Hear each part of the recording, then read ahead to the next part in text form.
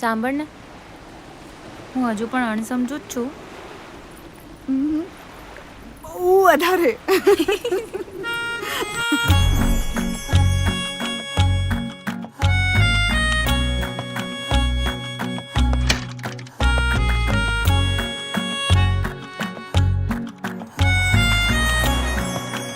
બધાને પોતાનું વિશ્વ અલગ લાગે છે,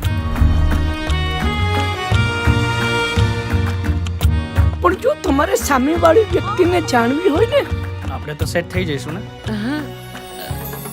તો તમારે એના વિશ્વમાં પ્રવેશ કરવો પડે.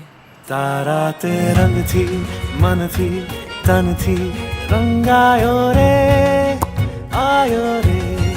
તારા તે રંગથી મનથી તનથી રંગાયો રે આયો રે.